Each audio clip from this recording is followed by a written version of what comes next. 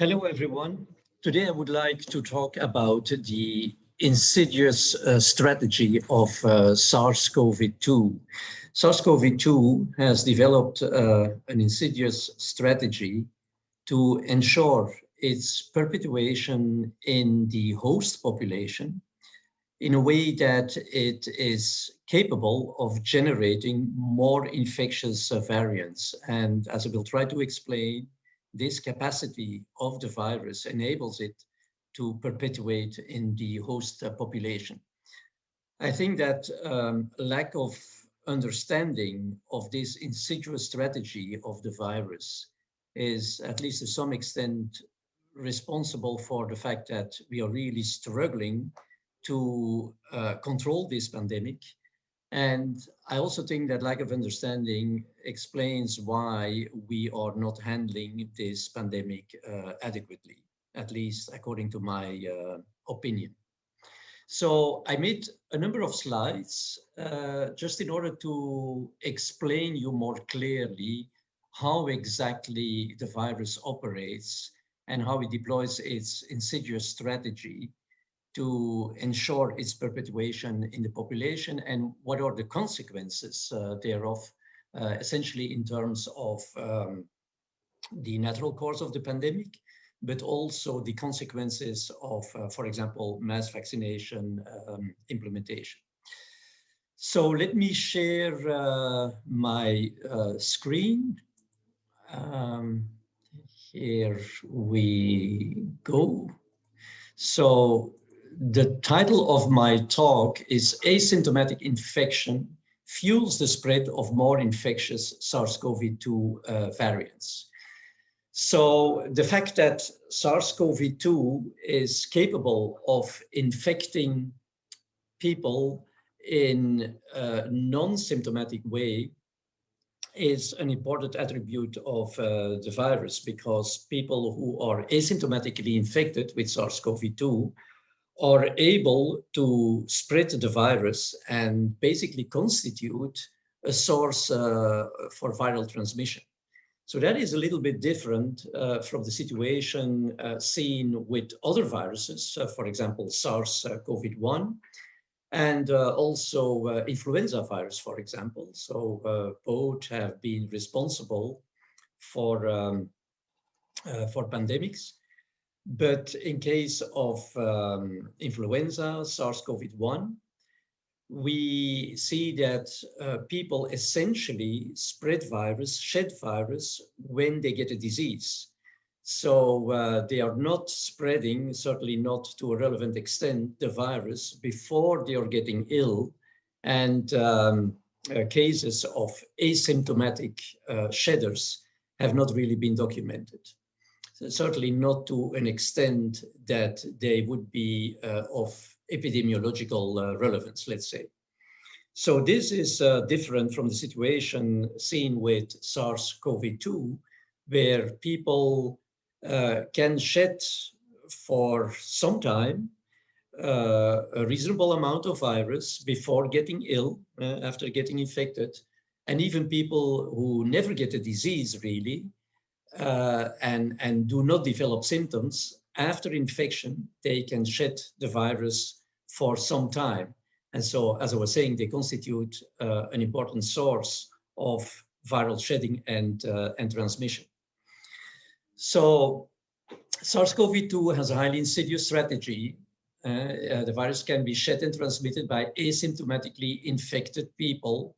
And I will explain how this will ultimately promote the fitness and the propagation of immune escape variants that are capable of overcoming suboptimal immune pressure on the spike protein. And that due to this phenomenon, in fact, this phenomenon will lead to breeding of more infectious variants. So you have heard me a lot talking about suboptimal immune pressure in asymptomatically infected people, already in a number of talks and previous documents that I posted.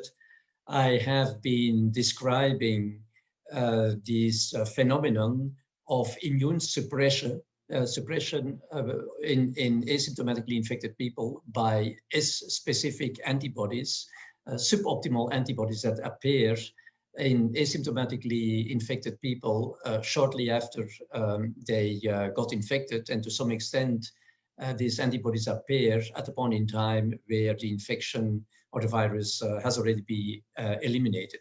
So this is a statement. We are not now going to explain the details or in fact to provide a rationale for these statements. How does it come that because of asymptomatic infection and shedding, you finally end up with a situation where the virus ensures breeding of more infectious variants that can then ensure perpetuation of the virus in the host population? So first of all, natural COVID pandemic. I would like to give you an idea about the relationship or to describe a little bit more in detail the relationship that definitely exists between the infection pressure that is built up by the virus in a population and the occurrence of the second wave of disease. So the level of infection pressure determines, in fact, the time length between the first and the second wave. So we all know that the first wave primarily hits the vulnerable people, and vulnerable people are people, for example, who are immune depressed, elderly people who have whose immune system, innate immune system is waning, and of course also people, for example, with underlying diseases. So these people will essentially get the disease and be responsible for the first wave of disease. But after this first wave of disease, what you will see is that after it has come down, and after a certain period of viral quiescence, I would say, one will see that infection pressure will again steadily increase and then lead to a second wave of disease in an important part of naturally protected people.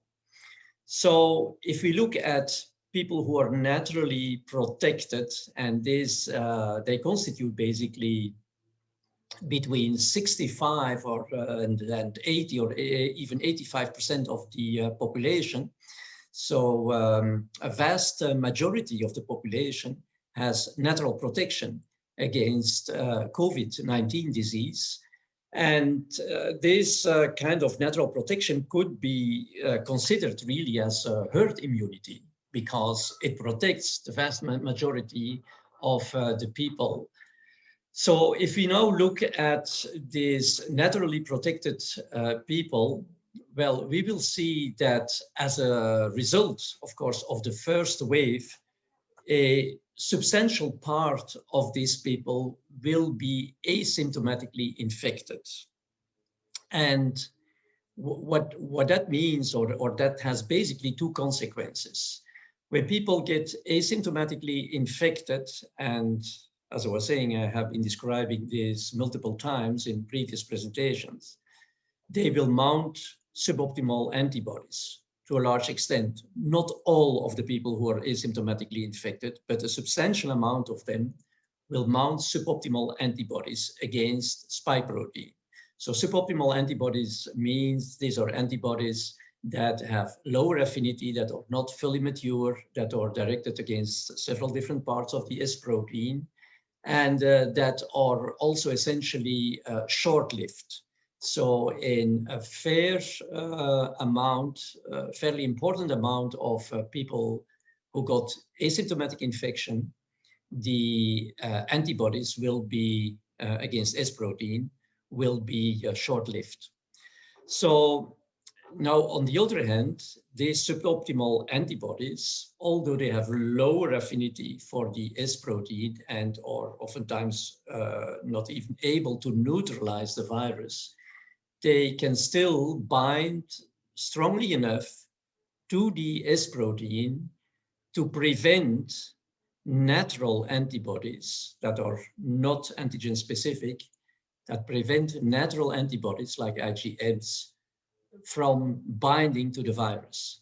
So even suboptimal specific antibodies are capable of suppressing, in fact, innate immunity due to natural antibodies.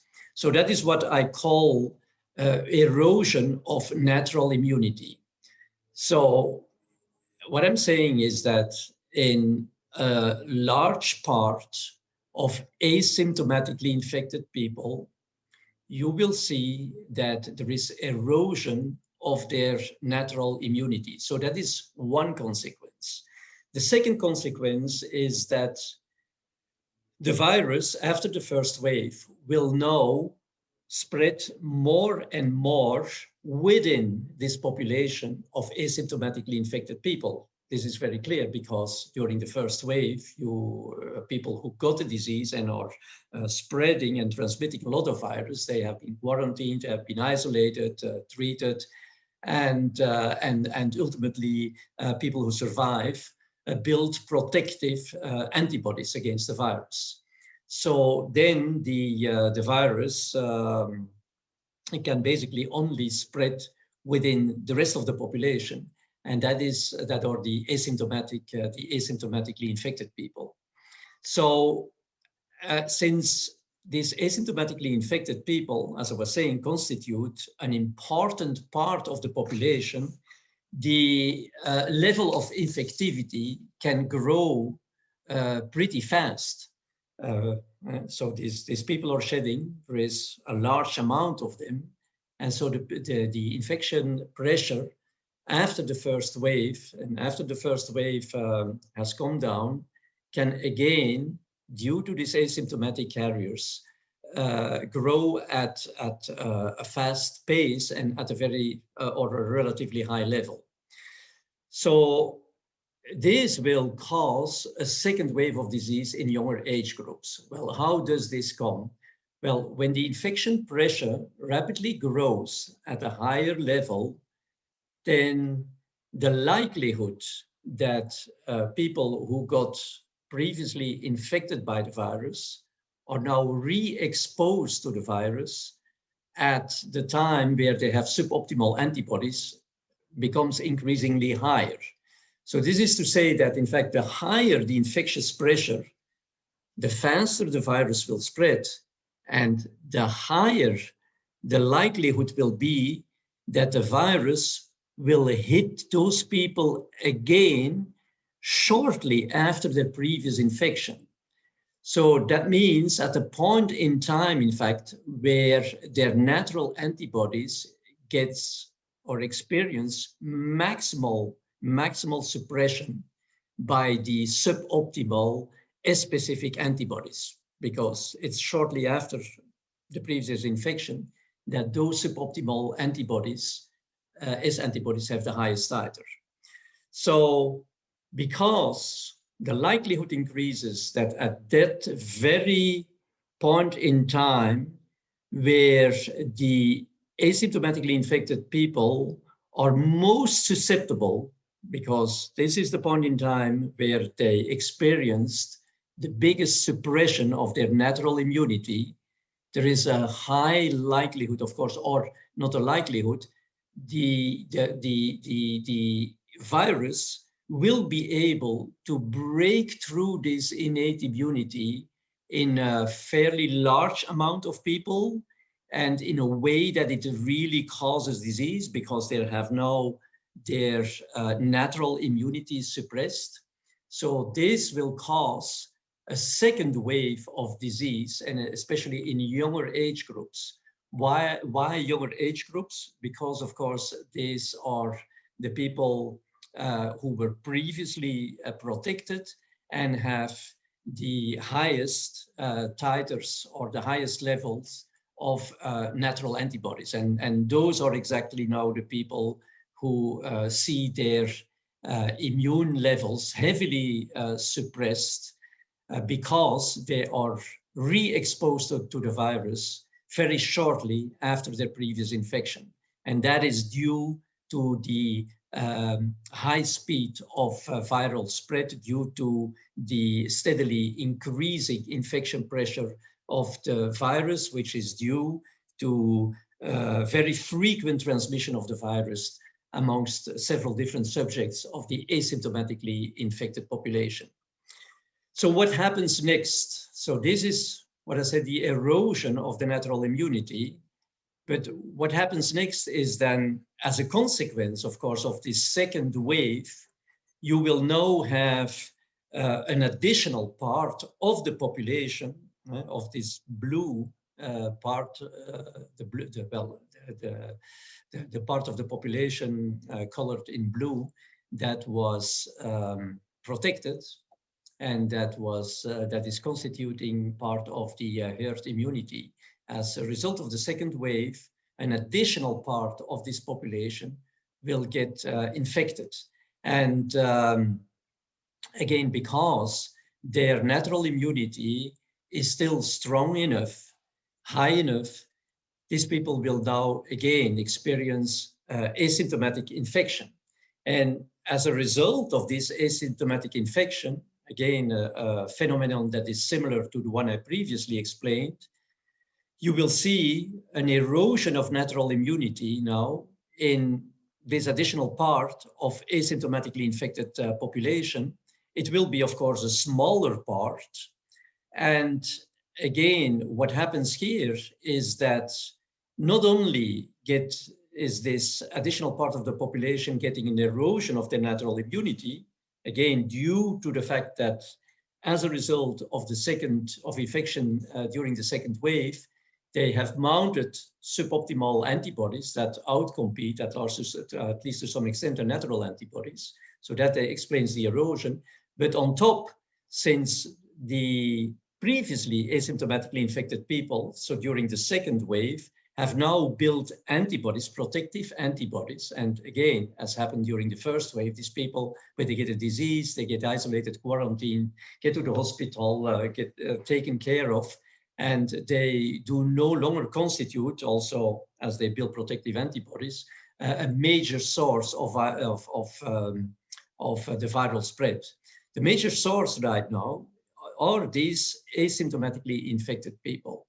But since their number is now much smaller, when they spread the virus amongst each other, this will no longer lead, because it's fairly diluted, because the population is much less important in number. The infection pressure will now only grow slowly and to a lower level.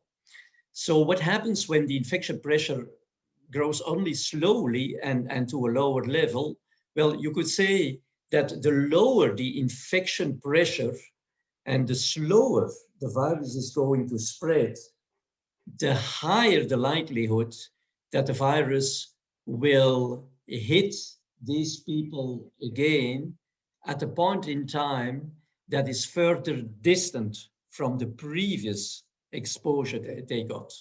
And therefore, the likelihood that they are going to be exposed at a point in time where there is severe suppression is remote, because the virus spreads more slowly, and because it spreads more slowly, the likelihood that it is going to hit them at a point in time, not right after the previous infection, but at a more distant point in time, becomes higher. But at that more distant point in time, so more distant from the previous infection, of course, the suppression by the suboptimal anti-S antibodies is much lower. So that means that as the suppression is less important, the virus will no longer be able to really break through completely through the innate immunity of these people and make these people ill. But nevertheless, the infection pressure will still be sufficient, or will still enable local viral replication. So no longer disease, because the suppression is less important in most of the people, but still enabling local viral replication, and still, of course, on a background of suboptimal anti-S antibodies. And because this suboptimal immune status of anti-S antibodies prevails in still a fairly important number of people, they build now a breeding ground, or they serve as a breeding ground for more infectious variants that are going, variants that have occurred and that are now selected. Why? Because they are able to overcome the suboptimal anti-S antibodies. And this will basically lead to more infectious variants. Lead to more infectious variants, lead to dominance of more infectious variants. So more infectious variants that are not only selected, but can now also adapt to the population, because they very regularly find, upon transmission to another subject, a similar background of suboptimal anti-S antibodies. And that is what we see, for example, when you have, for example, the second peak. After the second peak, you have a period of quiescence, and we can see this in many of the curves in several different countries, that you see now a kind of plateau, but it is a plateau where that still has some level of infectivity. It doesn't go down to zero, so it occurs at a certain level of infectivity, a pretty low infection pressure background. But this plateau is really indicating the breeding of infectious variants. So it's not like nothing is happening there, or there is just a little bit of disease or a little bit of infection. No, this plateau indicates breeding of more infectious variants. And so what happens then? Well, because now you start having more infectious variants, you will again, of course, increase the infection pressure in the population. Per definition, dominant circulation of more infectious variants will increase the level of infectivity in the population. And ultimately, this infection pressure will increase till these more infectious variants still have, in fact, led to an infection pressure that is now capable of breaking through the innate immune barrier of those people. So of the people who previously asymptomatically resisted the second wave. So these are the people that have been breeding these infectious variants, and these infectious variants have been circulating now in the population of these people, have increased the infection pressure.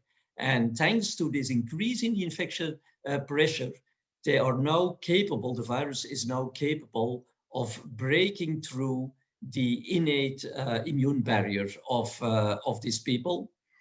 Similar to the situation here, because increased infection pressure will more easily be able to overcome the innate immune barrier. And that is basically what will lead to the third wave of severe disease. And this third wave of disease is now going to occur to some extent in people who have even a better natural, or initially had a better natural immunity than those who were affected during the second wave. So here you may even see that the age of the people who get the disease goes further down.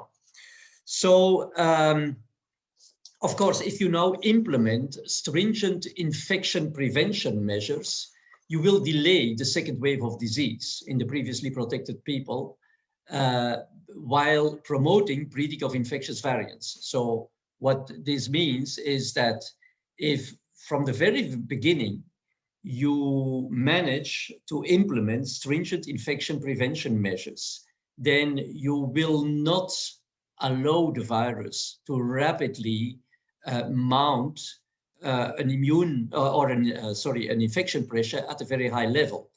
Because of the infection prevention measures, you will keep for quite a long time a rather low infection pressure. But what I'm saying is that if you're dealing with low infection pressure, it will not easily be able to break through the innate immune barrier of asymptomatically infected people to an extent that these people get a disease, but it will still allow the replication of the virus and on the background of suboptimal antibodies, anti-S antibodies. And this will lead to more infectious variants. So you decrease the infection pressure by implementing massively, for example, infection prevention measures. So you will have less disease very clearly. You will kind of like bypass this wave, the second wave.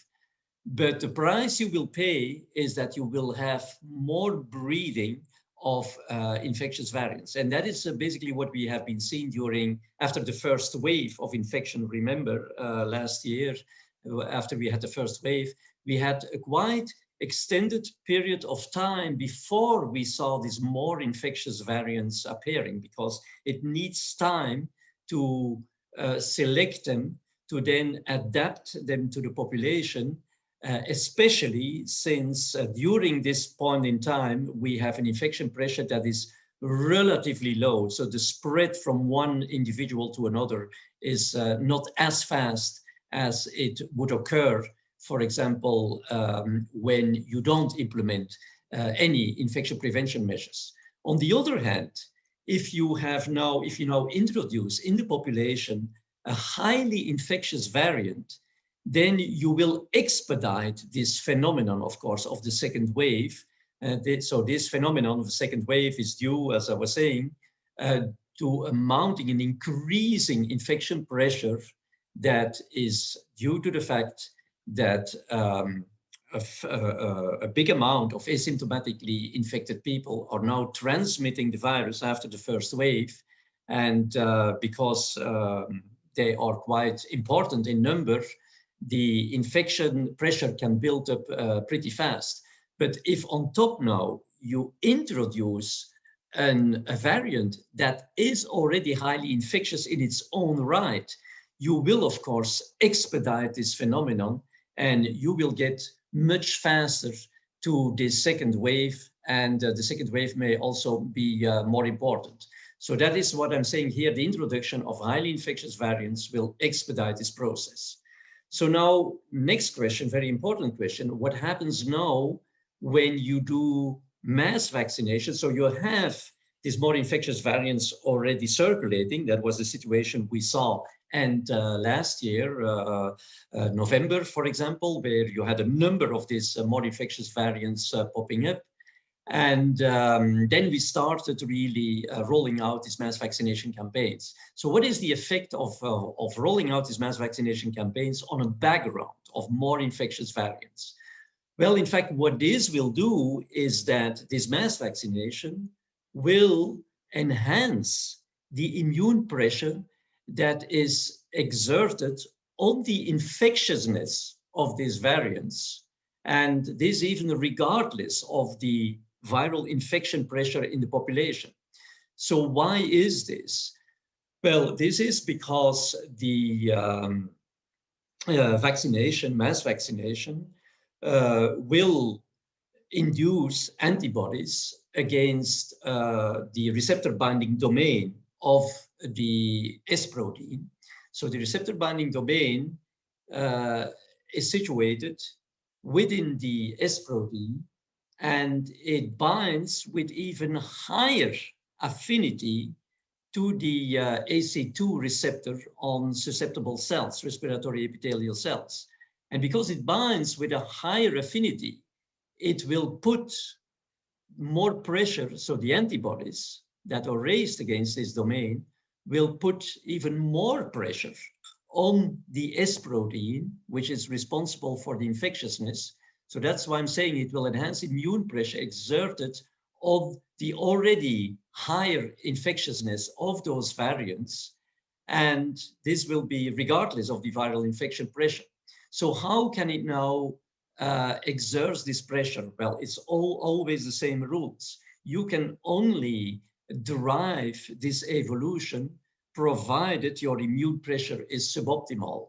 And as we know, in a fairly important amount of vaccinees, this immune response against the S protein, so especially against the receptor binding domain, will be suboptimal.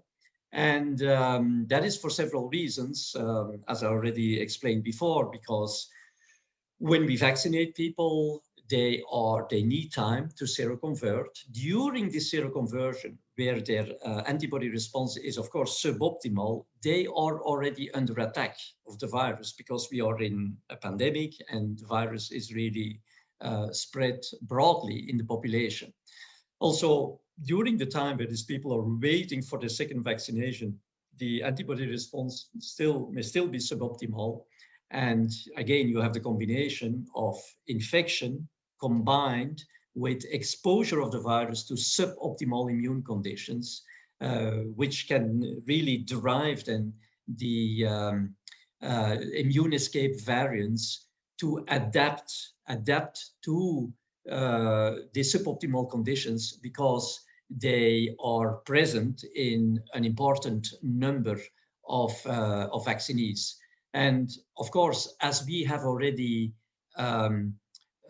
more infectious variants circulating, also the match between the antibodies, the vaccinal antibodies, and the S protein of those more infectious variants is of course less good than the match of those these vaccinal antibodies with the S protein of the original, of the wild virus. So conditions here are fulfilled. You have suboptimal conditions. The virus, the variants are already more infectious, but now you put additional pressure because the antibodies are no longer the suboptimal. And when you vaccinate, the more you vaccinate, the antibodies that need to be overcome, the function of which need to be overcome, are no longer the suboptimal antibodies that we have seen in asymptomatically infected people. We are now talking about the antibodies in vaccinated people, and they bind with higher affinity to the S protein. So you put more pressure on the virus to overcome this. So due to a suboptimal immunity in an important part of the vaccinees, and that is what mass vaccination does, it generates suboptimal immune condition in very large parts of the population, the viral variants will now increasingly select and escape mutations. They will increasingly select, so the end, that this is not right. So viral variants will increasingly select escape mutations within the receptor binding domain. So as I was saying, because this is the way now for the viral variants to overcome the additional pressure that is put on them by the vaccinal antibodies. And as those escape mutants that are able to overcome the immune pressure on the receptor binding domain will have a competitive advantage, they will now promote breeding of variants that are even more infectious. Variants that are even more infectious because they evolve to incorporating an additional amount of mutations in the receptor binding domain. And because they do that, they will be more easily capable of infecting susceptible cells. So this leads to higher infectiousness because the whole thing is occurring within the receptor binding domain that has the highest affinities, the most important component of the infectiousness of the virus. And finally, when this continues, it will lead to vaccine-resistant variants. And this, of course, I don't need to tell you what the consequences are of this. I mean, this is just, in fact, a pretty dramatic situation.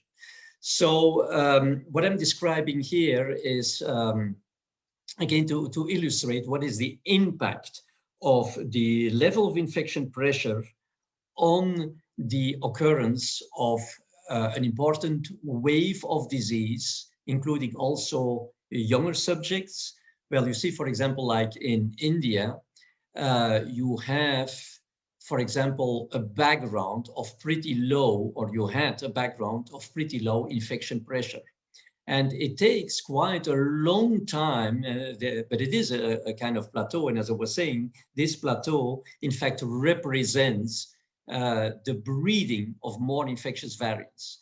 And at a certain point in time, those infectious variants will now be dominant enough in the viral population to be able to increase the infection pressure to an extent such that the innate immunity of asymptomatically infected people will be eroded sufficiently to break through that innate immunity and then give rise to a wave of disease.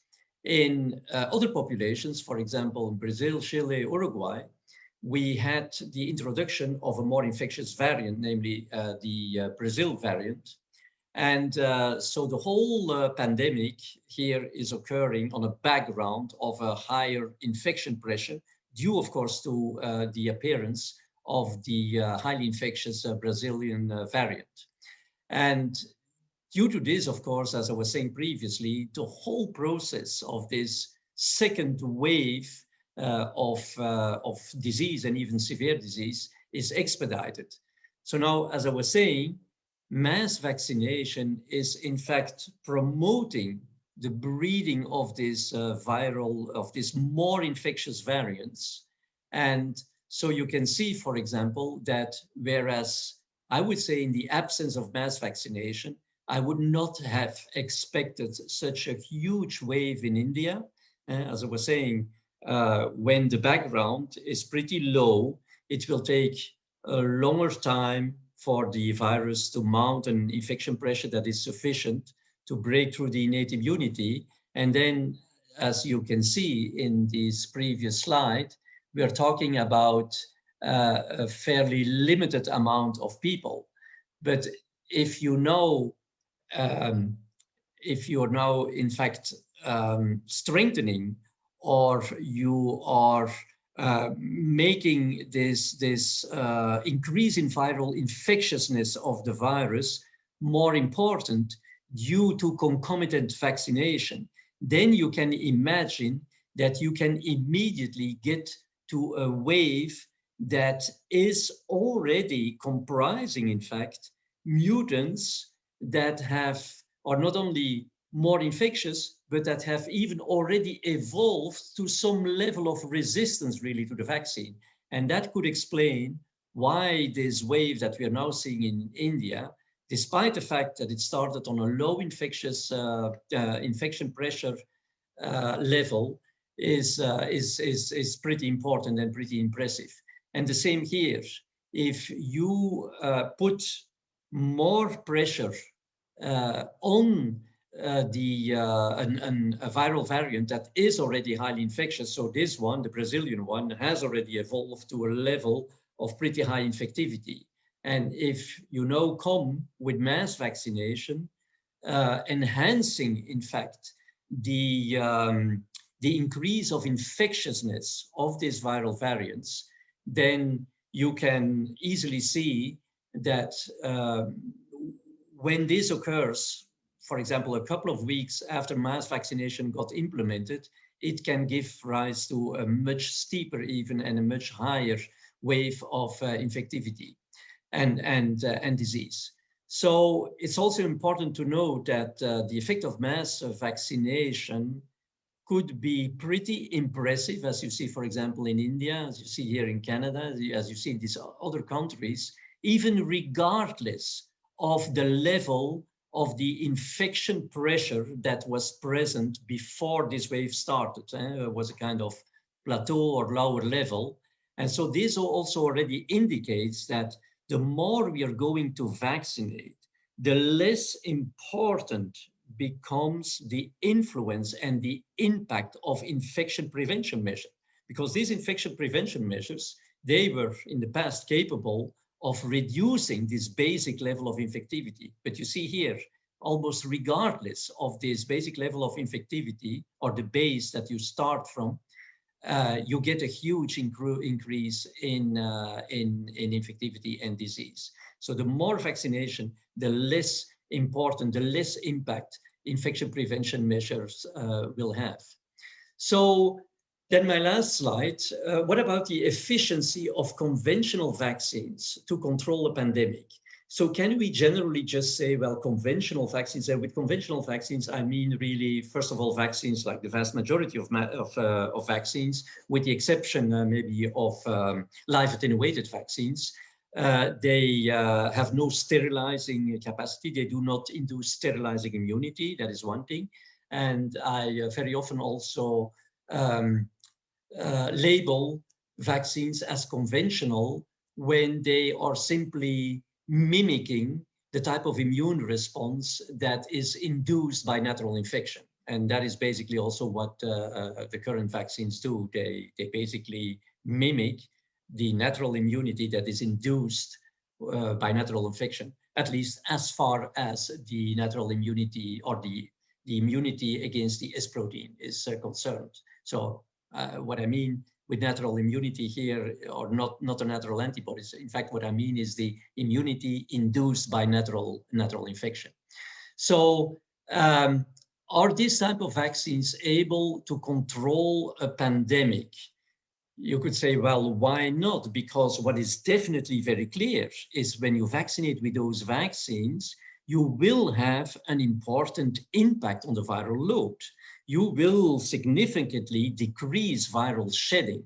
And if you could decrease it at a point where the virus gets too diluted in the population and not finds fast enough another host to continue its viral cycle, well, then it could die out, and it could, you know, this could mean, in fact, eradication of the virus, or at least complete control over the viral propagation.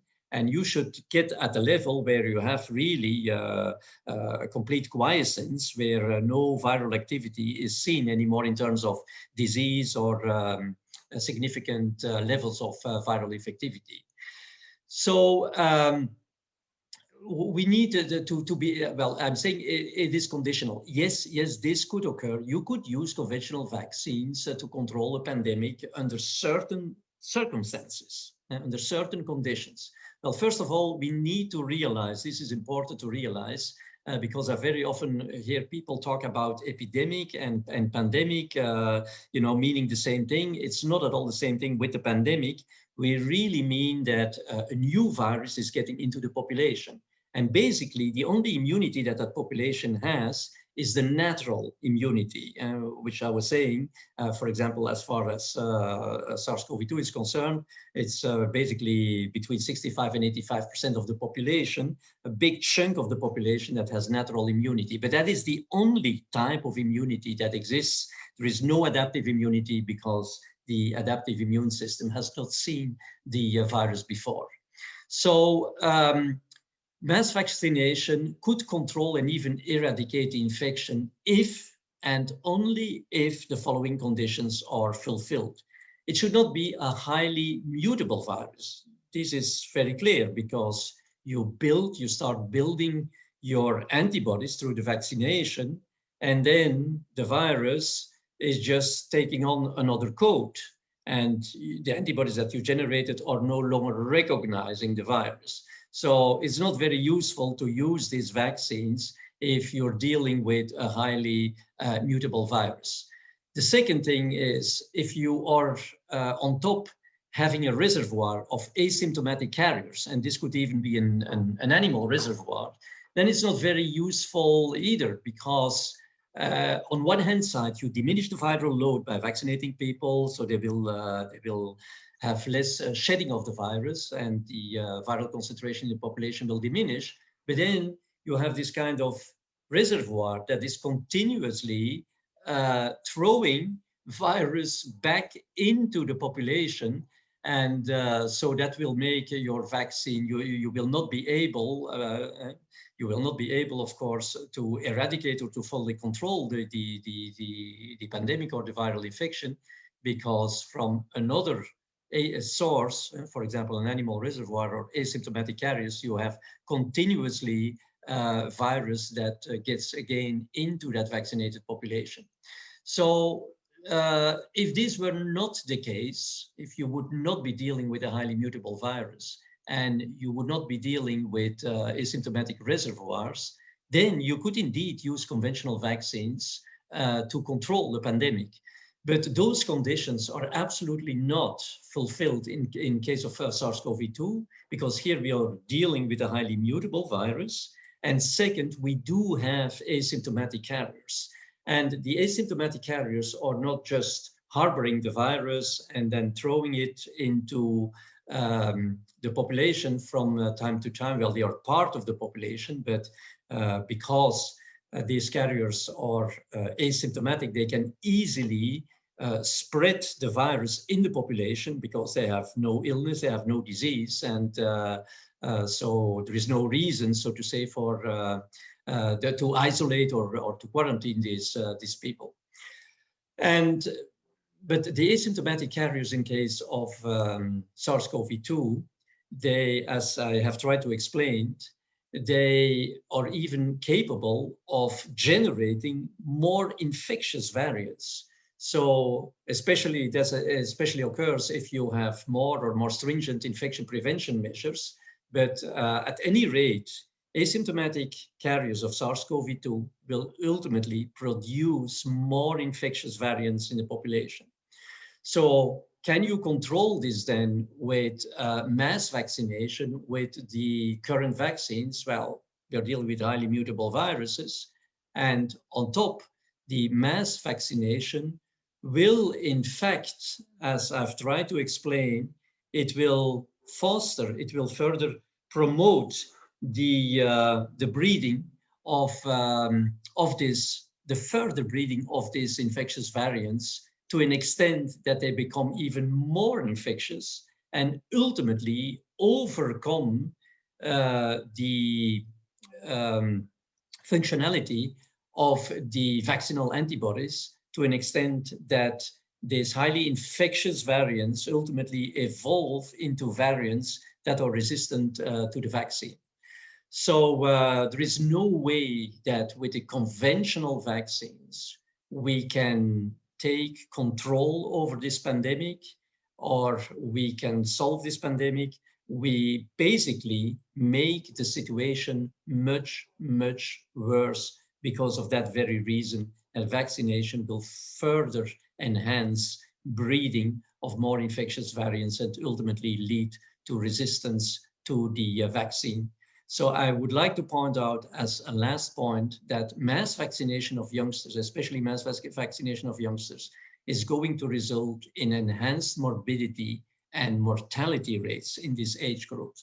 So that is really not something we should even be considering. And why is this? Well, it's very, very simple. So mass vaccination of youngsters, I repeat it, is going to result in enhanced morbidity and mortality rates in this very group of youngsters. If you look at this, for example, here you can see that the second wave was also affecting younger age groups. And so what people then say, and that is an absolute mistake, wow, wait a minute, these people are getting increasingly ill, so we need to vaccinate them. We need to vaccinate them as well. Well, if you are going to vaccinate these people, what is going to happen is that you are going to put further down their innate immune protection. As I was saying, it gets already slowly eroded by the fact that the virus continues to propagate in those asymptomatically infected people. But if now on top you're going to vaccinate them, buff, you will have all of a sudden a dramatic drop in their innate immune response. And that is, it has always to do, of course, with the competition. These people are experiencing suppression of their innate antibodies, and suboptimal vaccinal antibodies will, of course, contribute to a further suppression and a further erosion of the innate immunity in those people, and will make them highly susceptible to the disease. And that at a point in time where we have more infectious variants replicating, and more infectious variants that are circulating means that they are less well recognized by the vaccine. So if on top you deprive these youngsters from their innate antibodies, well, you not deprive them, but you bypass them, you put them out of business, then for sure you're going to see a dramatic increase in disease in these young people. And that is something we should absolutely avoid. But in general, as I pointed out, mass vaccination with these conventional vaccines during this pandemic is certainly not the way to go. It's just going to make the situation increasingly dramatic, and it will ultimately lead to resistance of the virus to the vaccines. Thanks for your attention.